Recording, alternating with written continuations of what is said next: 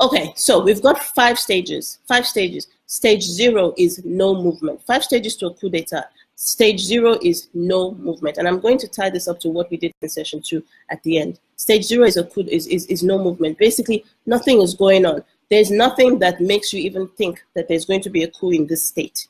There's nothing, because everybody is happy, everybody's fine. And when I think of nations like that, I think of the Scandinavian nations. I mean, I used to work for a Danish company, so I would go to Denmark quite a bit. And, you know, I used to be so amused because, you know, you would see posters like, oh, they're about to have a what do you call it, a march on Saturday. Why are they having a march? Because, oh, maybe there's a tree that's been there for 300 years that they're thinking of cutting down because, you know, whatever. I mean, I'm not saying this to mock these nations. I'm like, wow, are these the things that you guys are marching about? That's awesome. These are nations where they might have things here and there that they're not happy with, but in general, in fact, most definitely and broadly, they're actually really fine with the state of the nation. They're fine with the governance. They're fine with the systems. Why? Because they've got good education systems. They've got access to housing. They've got access to healthcare. The things that are important to them, the state, the government is meeting their needs. So they're actually generally fine. So that is stage 0. I call it stage 0, which is no movement. Nothing is going on, right? There's nobody is thinking of having a coup d'etat simply because really, you know, they're fine type of thing. Now, Stage 1, I will call it a stage of unrest. I'll call it a stage of unrest, or I'll call it a build-up stage, where a lot of us are very familiar with that. Where in this nation, there is unrest. People are not happy. People are not happy with what's going on in the government. People feel like, no, we're not being governed right. We don't have access to our basic rights. Things are not working out the way they should. Come on, we should have better access to education, or the quality of education should be better, or we should have better access to healthcare. There are things that are going on in the way the government, the government is running the nation, and the experience of the people in the nation, that they're starting to feel like, no, we're not happy about this. Something needs to give, and there is unrest. Now, even in that state of build-up, I call it, in that build-up state, there are 2 different types of build-up. There are those who are in a build-up state where there is unrest. They're not really happy about what's going on. But you know what? Yeah, I'm not happy, but I can also kind of live with it. I can live with what's going on. I can live with it because the government is not so good. But, you know, actually also it's, you know, they're also doing a few things that are fine. So, and I really don't have time. I've got other priorities right now. I've got other things that I need to get up to. And while I was doing the research, I was reading up on just coups in general and places where a coup is probably just unlikely to happen. And one of the, just a funny one, one of the countries where they said a coup is unlikely to happen was in the UK. There might be people here who live in the UK who are familiar with the UK. But the joke in that article that I read was that, you know, a lot of British people are they have things that they're not happy about in the government and stuff like that. We're not happy about this, we're not happy about that. But if you take them further and say, okay, guys, it's now time for the revolution. We're not happy about it. It's time for the revolution. Let's do something about it, folks. My English accent is not that great. But then the guys will be like, oh, okay, chap, that's good, chap. Let's do something about it. Do you want us to do that this week or next week? Because this week I'm really busy. 2:30, I really have meetings. I have meetings this whole week at 2:30. Then 4:30, I need to go pick up my kids and take them to soccer practice. And then, you know, after soccer practice, then I need to take them home and make them supper. But if you can just keep the revolution till 8 p.m., then perhaps I should be able to join you. I think if I can get a nanny for the kids, I should be. And the joke was that the culture of the British is such that political unrest is just not something that is part of their culture. That was the joke in that article.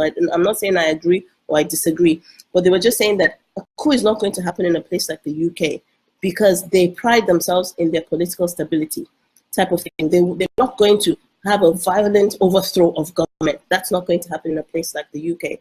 So in as much as there might be unrest, there might be dissatisfaction, but will it translate into a coup? Unlikely. I read another article that spoke about the US, and they said, you know, the US, you know, Americans are very political type of thing, but would they have a coup? They've had a lot of uprisings in the past, but would they have a coup? Then this article was saying they are unlikely to have a military coup because their military, there are structures in place to make sure that things like this don't happen. There are structures that are in place to make sure that there isn't actually an overthrow of government in this way. For instance, their military is trained that they will only take instructions from a legal, from somebody that is legally authorized. Who is their commander-in-chief? The president. And it's so ingrained in them, and it's a thing of pride for the typical American soldier, that a coup cannot work in the US simply because the military is just not going to take the order. Instead, they will take the order that comes from the commander-in-chief, which tells them to do whatever. So they are actually able to put aside their political differences, and they're able to put aside their political leanings, and they just understand that we take authorities from we take our instructions from the commander-in-chief. So you've got in that second stage, in stage one of this coup, of this picture that I'm painting to you, you've got the build-up, and you've got those who are unlikely to, yes, there's unrest, but they're unlikely to do anything about it. And then you've got the others in this same build-up that there is unrest and they're just fed up. And most of us, I think most of us that are on this program are African, so we know all about that. We know about that. When you come on, say hi and just keep talking to me. Please keep talking to me, because I really love to see you guys' comments, And you've got those that they're done. They're done. They're like, you know what?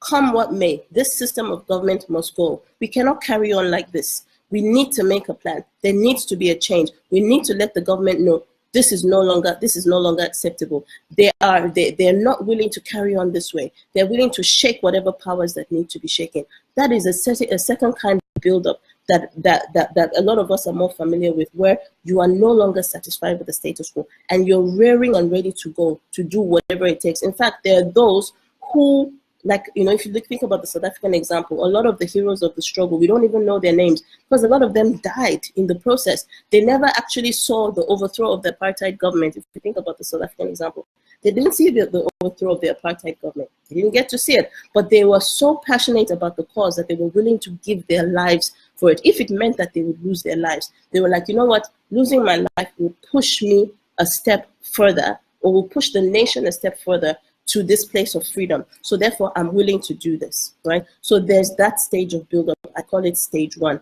Hillary, if you can, and I think you've got everybody's numbers, can you send that image to everybody on WhatsApp, please? The image of your life's coup d'etat. Can you send it to everybody on WhatsApp? And also maybe send it to everybody on email as well, because you might not have everybody's numbers. Okay, so that is stage one. And then you've got stage two, which I call the overthrow, the climax, which is when the buildup has now reached the point where people are like, we can't take it anymore. We're going for the coup d'etat. Now, what we all know, we've all heard, the most recent coup d'etat that we've heard about was the one that happened in Zimbabwe last year, where it's like, you get to a point where it's like, now there's a state of emergency. It's do or die. We're either going to carry on with this government, or something has to change. Something has to give. And there's a coup, and there's a climax. There's an overthrow of government. And if you think about what normally happens, what is the state of such a nation? There's a state of emergency. There's an urgency in the atmosphere. There's a lot of unrest. There's a lot of fear in the atmosphere. People are not sure. People are strategizing. Okay, making strategic movements. Okay, what are the seats of power? They're grabbing hold of the seats of power. Let me make sure that I grab hold of the right seat of power, so as to make sure I unseat the old government in the right seat of power, so as to make sure that the coup actually works. Because you know that if the coup does not work, then the old government is going to put things in place to make sure that this never happens again. So when a coup happens, it's business unusual. It's business unusual. Things are not the way that they used to be. You cannot just carry on, we're going on with a coup, and I just need to take my kids to school quickly, and then I'm going to join you guys. It's not like that. When there's a coup going on, it's business unusual. You're strategizing, you're aligning, you're watching where is power falling towards? Where is power falling towards? What do I need to do to make sure that I'm on the right side of power? The guys that feel that they're losing power, they're trying to see how they can run out of the country. You see what I'm saying? Like, you are responding to the state of emergency. It is not business as usual. That is what it looks like when there is a climax or an overthrow, when you're in that state of climax or overthrow. And then you've got stage three, which I call your reset. If your state of climax and overthrow works, basically if your coup works, right, then you can go into the reset, because you have evicted the old government, you've overthrown the old government, and you're now dealing with a reset. Now you need to firstly deal with any lingering seats of power that the old government has. You've got to deal with those lingering seats, because you know that if there's still any pockets of power, they can come back to bite you in the future. You've also got to now reset the nation, reestablish the nation, reestablish the power structures, reestablish the government structures, reestablish the leadership structures. You've got to rebuild. You've got to reconnect with the people. You've got to build confidence in the people and hope in the people. You've got to encourage the people to hang in there, because what we all know, that a nation that is broken doesn't just get put back together like that. You still got to deal with a lot of things. You've still got to deal with a lot of dissent. Basically, you've got like a broken egg that's been broken onto the floor, and you're now trying to decide, do I put it back together, or do I just go and create a new egg type of thing? How do you put back together an egg that's been broken? So the reset is just as intense as the climax. And the climax is also just as intense as the build-up. You understand? Because you are still, even though you have overthrown the old government, you are still busy trying to make sure that this victory that you have won, you are holding on to it. You don't only hold on to it, that you don't end up losing it. A lot of us know that coups, especially in Africa, that we've seen take place, a lot of them, in as much as there's an overthrow, but the state of the nation ends up getting worse. Why? Because the guys that come into power, they either didn't really do what it took to get real power, or they really don't know how to run a nation. So they just came in there. They had the oomph to overthrow, but they didn't have any oomph left to actually run the nation. Maybe they didn't know how to run the nation. You know, there are different things that make coups fail and leave a nation in a worse place than it was previously. You understand? So the reset period is very, very significant, in that you cannot let your guard down even in the reset period. You've got to keep on. You've got to keep on. You've got to keep on being on your guard. You've got to keep on doing business unusual. You've got to keep on being strategic. You've got to keep on being hopeful. You've got to keep on inspiring hope in the people, inspiring the people to, even though they see that their situation is not necessarily changing, but to believe that, oh, we're going to carry on, trusting in this person. I mean, once again, I think of the example of South Africa, where, you know, when the apartheid government was overthrown, you know, what was received was political power, but unfortunately, economic power was not received. Economic power still remains in the hand of the previously advantaged people. And so what has happened is that, yes, the previously disadvantaged people have political power, but there isn't very much that they can do about it. And so they're still very frustrated. Do you understand? So it's like true power has not shifted. Some power has shifted, but true power that brings the lasting change has not shifted. So there's a lot of unrest. People are still upset. People are still angry. Do you understand? And so even, I lived in South Africa during what I would call the reset period after the revolution. And you can see a lot of things that were done wrong. You can see a lot of things that were done right by the government, but it is still a very tender period. It is still a very tender period that you've got to hold as an egg. You can't sit back and say, oh, let me just relax now. We're in reset. We have now overthrown the old government. You cannot do that. You cannot do that. And that is the point of the reset. And then your final stage, I will call it stage 4, which is established, which is now you are done, you're sorted out, you're established. The nation, you're basically going back to zero, which is no movement. I described zero, no movement, which is the average, what I think anyway, is the average Scandinavian country, where I'm not saying that they're the happiest people on earth, because I know they have their issues. But when it comes to the way in which they understand their government and the way in which they see what is going on around them and their satisfaction with the way their nation is run, the average Scandinavian country is like, I'm cool. You know, we're cool type of thing. So stage 4 is established. It takes you back even to stage 0. Do you understand? Which is no movement. We have no reason for an overthrow.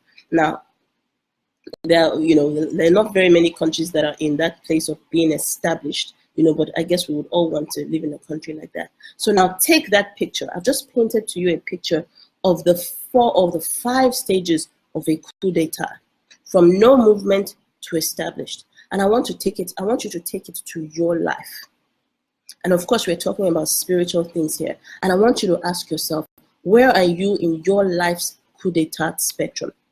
And you might ask me, Toyin, what is the coup d'etat? In fact, I don't think you would ask me, what is the coup d'etat that's going on in my life? Because if you're on the boom up program, there's no ways you don't know what the coup d'etat that's going on in your life is. You definitely know what that coup d'etat is. What are we gunning for in the boom up program? We're of those who have said, you know what, I see ahead a picture. I see something that I believe is meant to be for me. I see a person who is purpose driven, who is clear on who they are, why they were created, what God created them for, and who believes that they have the power to go out and be and do the things that God has called them to be and do. I see that picture, but I'm like, hey, that picture that I see over there, why is it not happening over here in me? Why did I get saved? What was the point of all of that? What was the point of all of that? I got saved for what? So that I can continue to look the way I looked before, or so that I can look like a better version. So I'm not sinning, I'm not doing bad things, I'm not, but I'm still not living the purpose-driven life that God has created me to do. It cannot be. If you're on this program, it must be because somewhere within you, you have reached a point of discontent. So I doubt very much that many of you are in the zero phase, right? I'm going to just switch this off. So that, because I think it's on my Wi-Fi. Okay, I hope the connection is better now. Yeah, I doubt very much that many of you are in the zero phase of no movement, because if not, you wouldn't have joined the Boomwalk program, because the Boomwalk program is not a program that you'd be like, oh, so nice, so sexy, let me go and join the Boomwalk program.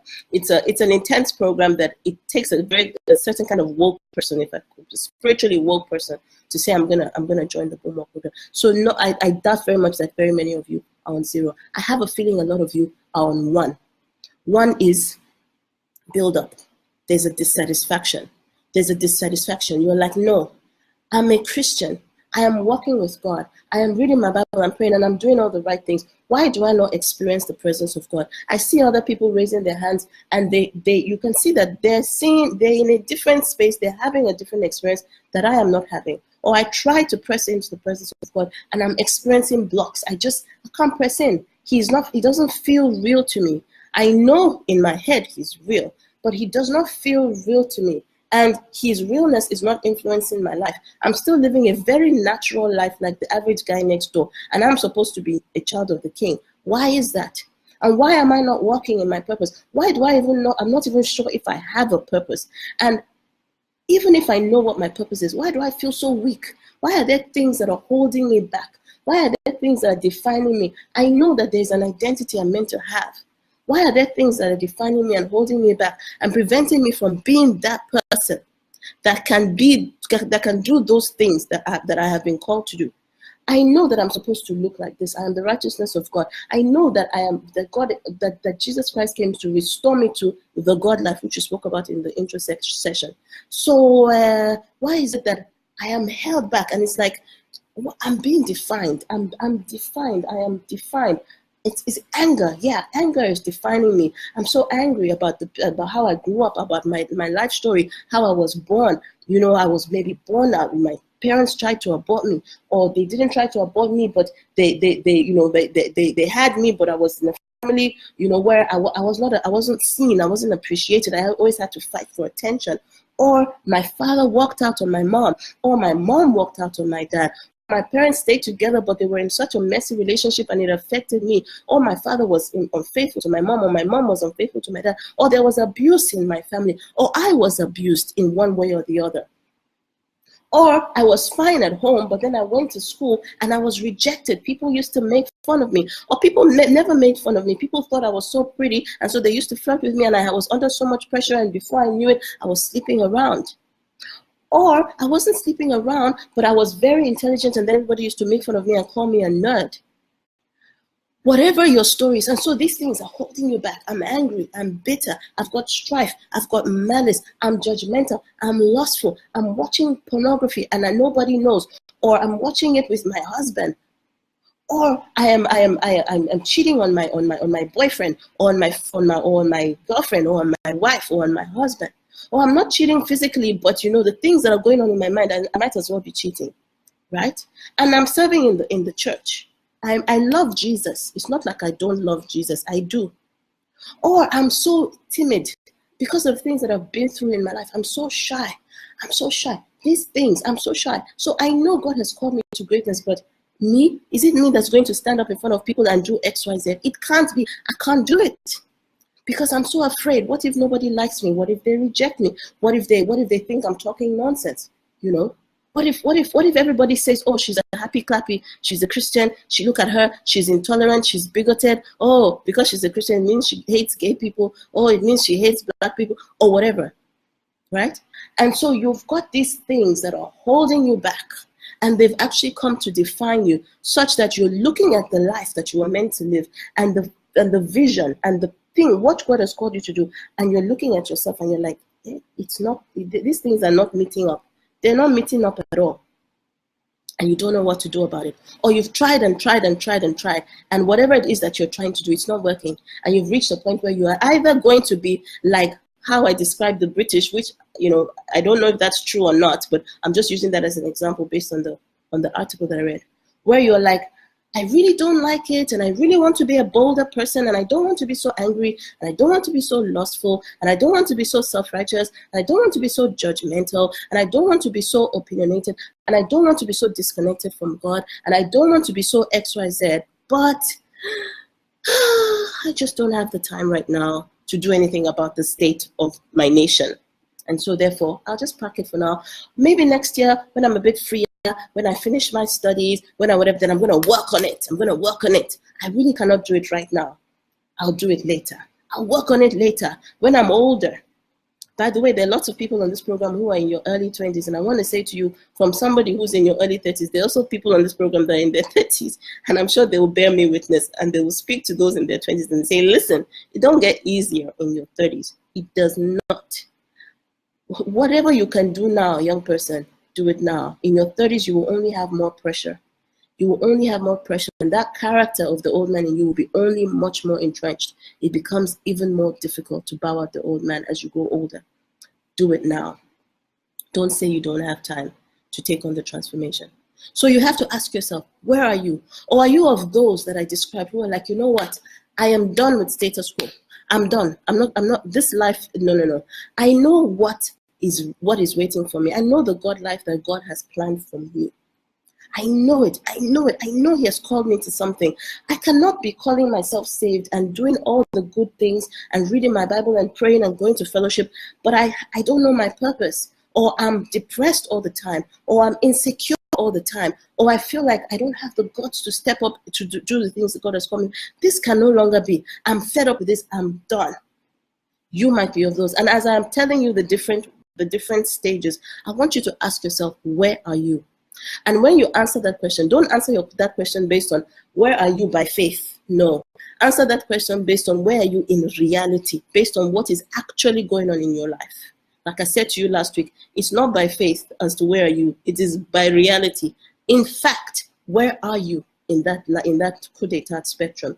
Are you on zero? On zero where there's no movement? Are you on number one where there's unrest? Are you on number one where there's unrest, but you're like, maybe not now. Maybe you are too afraid to do something about it. Some of you have written to me and said to me, Toyin, the way this program is evolving, I really feel like if I scratch the surface, the things that are going to come out, I can't deal. I can't deal. I've had a few of you say to me, Toyin, I can't deal. I actually can't deal. And so for whatever reason, you're holding back because you feel like you can't deal. Or you might be of those who are like, I'm done.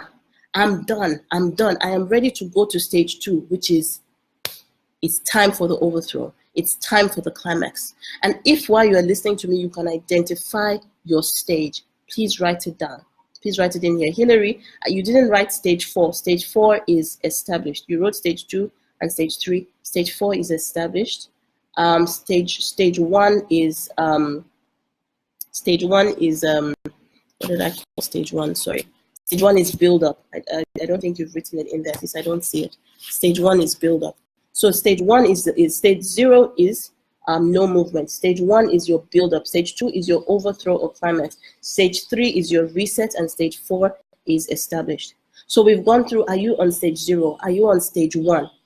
Are you on stage 2, where you are now in the overthrow? Where it's now a state of emergency. And there's some of you that are on stage 2. There's some of you that some of the messages that you're sending me, I'm like, whoo, the enemy knows he's at war now, because you're like, I'm done. I see the picture that God has for me, and I'm going to take it by force. State of emergency, business unusual. I am not doing life today. My day today does not look like the way it looked like last week. The way I'm going to spend my time, it's business unusual. I am strategically identifying my power seat. I am strategically identifying the places where I need to take over power, where I need to unseat the old guard, where I need to unseat the old government. Like you are in your state of emergency. Some of you are there right now. You are done. You are done. I mean, I've got some of you who send me emails and you're saying to me, Toyin, I've cut out social media from my life. No more social media. I'm not doing social media. I'm like, woo! You understand? Please, that's something that I'm trying to do. You know, it's not a religious thing. It's not as a rule. You know, it's just social media takes a lot of your mind space. And there's one thing about all of these 4 stages that I've spoken about is if you're going to be successful in the coup d'etat, you've got to take control of your mind space. My kids are on the table and the mom is calling me. We're just gonna have to be on the please. Hello. Hi. Hi. What's up? Oh, wow. Okay. Oh, yes. Yes.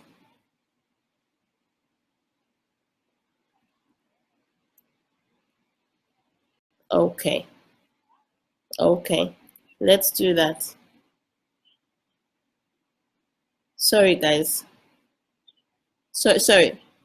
She's not coming. Okay. No, it's fine. She'll come on. I'll deal with her. You know what? I'm actually live on I'm having a live program. So right now I'm literally live on Facebook. So, which is not your fault. It's my fault, but it's just so amusing. So she will come home. Don't worry about it. Just put them inside the car.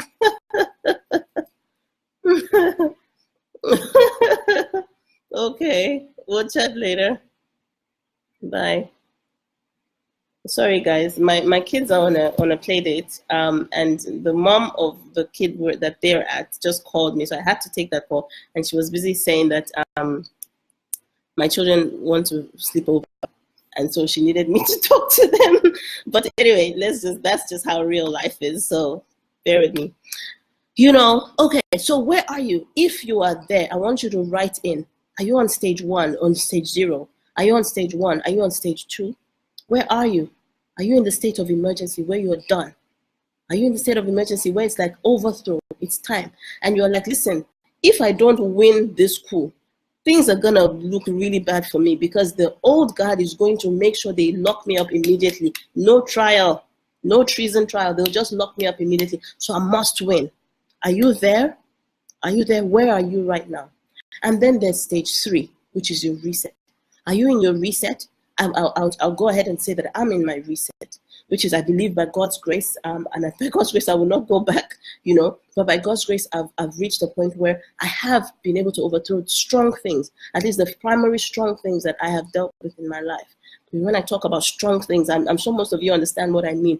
Things, character traits, mindsets, sinful traits that have controlled and that have controlled and defined my identity thus far. Do you understand? But now, in your reset phase, when you're in your reset phase, the issue is still real. Do you understand? You're still dealing with stuff. You're like, listen, I've got to hold on to this power. And you're not doing it out of fear. You're doing it because you're like, you have seen a glimpse of the glory. You're experiencing the glory. You're experiencing that supernatural. You are tasting the supernatural. You're tasting that sense of, wow. You mean God has a purpose for me and this is it? And you've now realized this is my purpose. You've now discovered what your purpose is and you're walking in it and you're seeing the possibility of walking in it. You are realizing who you are. You're understanding your identity in Christ. You're coming to see that, listen, when the Lord looks at me and even when the enemy looks at me, he doesn't just see Toyin. He's seeing a warrior. The Lord will even tell you who you are in the spirit. I kid you not. He will give you a picture of who you really are. He will tell you names that he calls you in the spirit. He will show you things. Look, when you get into your reset stage, it's something that is so precious and so powerful and so otherworldly and so mind-blowing that you're like, hey, we are not going back to business as usual. We remain on status business unusual because you know what? We have to make sure that the remnants of that old guard must go and they must stay gone. Because the old guard, as we know, will always come back and we always be like, is there any room for me? Is there any room for me? Hey, dude, is there any room for me? Is there space for me to come and take over again? Okay, just give me one little city, one little town. It's okay. You can have the nation. Just give me one town. Isn't that what happens, right? So you who has done the overthrow and you're now in your reset, you need to say no. You are stripping the old guard of all power and you're doing it. It's a process. You're stripping the old guard, and you're reestablishing a new guard in your walk with God. A new set, a new government structure, a new way of doing things. You're resetting things in your walk with God. That is stage 4. And I think quite a number of you are on stage 4. Sorry, that is stage 3. And a lot of you are on stage 3 as well. And then of course there's stage 4, which, is established, where, if you're established, then maybe, you're either dead, or actually maybe not. There are a lot of people who are dead that are not actually in stage 4 because they never actually got to realize that there was a coup d'etat going on. They never actually got to contend for their freedom. They never actually got to contend to bow out the old man and reach for that relationship of supernatural intimacy with God that results in them knowing their God-given purpose and walking in it, because that's what we're reaching for. Well, thanks, Tayo. Thanks for sharing with us the stage that you're in. If anybody else can go ahead and share the stage that they're in, please go ahead and do so in the comment section. I really would love to know where you guys are at. But I'm talking to you about it today because it is critical. And this is what the Boomwalk program is about. It's about the fact that, look, there is a coup d'etat going on. There's a point in your process where you feel as if you're being defeated. You feel as if you're being defeated. But if you keep on in that battle, you will tip over to the point where you know you are now strong and you are getting stronger. It doesn't mean you are no longer in the battle. It doesn't mean that you're no longer battling, but it means that you have decided and you have started to know who you are. You've started to know the tools that you've got to fight this battle. You're doing it with strength. You're doing it with pride. You're doing it with confidence because you now know who you are and you know what you're reaching for. You know the glory you're reaching for. You understand that, look, there are people, this thing about purpose, right? This thing about knowing your purpose and walking in it. God has assigned people to you. He has said, Toyin, these are the people that you are going to play a role in. I have ordained it that for such a time as this, you will be around to do X, Y, Z that will contribute to the X, Y, Z of person A, B, C. I hope you follow that. Like the Bible says, creation is waiting in earnest anticipation and expectation for the revelation of the sons of man. They are waiting. Jeremiah, when God called Jeremiah, he said to him, before you were formed, I knew you, and I ordained you a prophet to the nation. Before you were formed. So you need to understand that when God gave you a body, before he gave you a body, you were already in him. You were already in him. He already knew at a certain time, I am going to allow for things to happen so that person so and so's body will be created so that they can now enter into this world because I've got X, Y, Z for them to do in order to influence the lives of A, B, C, and D people. You are here for a purpose. There is nothing about your purpose that can be unknown. As a child of God, you need to know your God-given purpose and you need to walk in it. That's what the Boomwalk program is about. And it's about saying, what is preventing you from knowing? What is it about the old God? What government is in place in your life? Even though you are a Christian, what government is in place in your life is preventing you from knowing without a shadow of doubt your purpose and knowing the power, the supernatural power to walk in that. That's what we're dealing with. Now, what does that have to do with what we studied in session 2? In session 2, we studied about the things in your life that we said the old man will resist your boom. That's what this is about. The old man will resist your boom. How? He will make you feel, number one, I don't have time. It's not that important. I'm not that bad. He will reduce and he will downplay how hectic it is that as a child of God, you don't know your God-given calling. He will downplay it for you that it's not that important. It's not that you're living a Christian life and just live your normal life and just shine. Listen, If Jesus came to the earth and he was like, I'm just going to shine, I'm not going to know exactly. Jesus knew that he was not called to be a king, a physical king. He knew that he was not called to be a Pharisee. He knew that he was not called to be a doctor like Luke was. He knew this is what he called me for. Jesus knew I was supposed to go around preaching. He was telling people, going around preaching, healing the sick. Not all of us are called to do that. Jesus knew what he was called to do. People were saying to him, if you do not know what you are called to do as a child of God, let me tell you something. People will tell you what they think you should do and you will be confused. You will be spending your time doing things that you are not called to do. Or you'll be spending your time missing out on the opportunity to walk in the power that God has called you and to do the things, to meet the needs of the people he has called you to meet. Peter knew that he was called to the Jews. Paul knew he was called to the Gentiles. You've got to know. God has given us tools. You've got to know. But there's only a way. You cannot know it if the old man is still on the throne of your life. So one of the things the old man will say is, it's not that important. You'll just find the way you are. Just carry on going to church, reading your Bible. Don't do bad things. Try not to watch bad movies. Say nice things. Be kind. And you're just good. No, it's not good enough. If there's anything, if you cannot say to me, I know the purpose for which I was placed at this time, in this season, or even if you don't know it as crystal clear that you can write it down, but you have such certainty in your spirit that you are discovering it, that the Lord is unfolding it to you, then you need to find out why. What are the reasons why? That's what we do on the Boom Up program. I've lost connections. I think I'm back. I hope I'm back. Yeah. What are the distractions? What are the sins? What are the things that are holding you back? You've got to go and find those things out.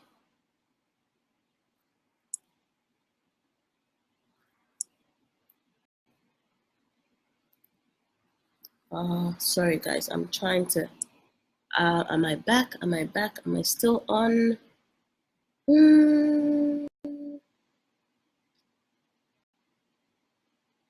Sorry guys, I'm not sure if I'm still on. Yes, okay, I'm still on, I think. Yes, I'm still on. Okay, sorry about that. I think there's a network issue. I'm going to be done in the next 10 minutes. 10 minutes. You've got to find out what those things are. You've got to find, that's what this program is about. Now, when you're in the reset phase, you know, there's something that the Lord has been showing me about the reset phase is that you've got to maintain a posture.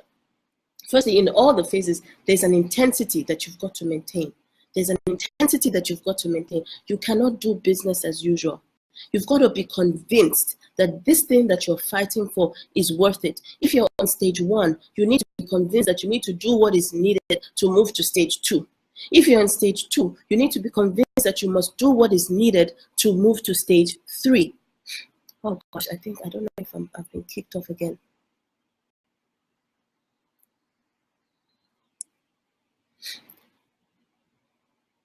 Okay, I think I'm back. Sorry guys, my Wi-Fi is just not great. You know, you need to be convinced that I'm gonna do what is needed. Business unusual. I cannot say that I'm doing the same things that I was doing yesterday, but I'm expecting different results today. You've got to do things differently. You've got to have that mindset. Now, I wanted to share in my own personal reset period. What do you do in your reset period if you're in your reset period? What do you do? You know, recently I've been dealing with bouts of discouragement. You know? Yes, by the grace of God, we've gone through the overthrow. We've gone through the climax. Now we need to establish a new government, right? And it's a process. But, you know, when you have gone through that, you've started to experience the supernatural. You've started to experience what it is to experience God, to enter the presence of God, to have times of prayer where you experience God's presence. You see his face, you hear his voice. He tells you prophetic things. You're like, wow. You know, when you start to experience stuff like that, it becomes difficult to have a life that is without those things. And so I started having a lot of discouragement because when I saw that I couldn't be on the mountain all the time.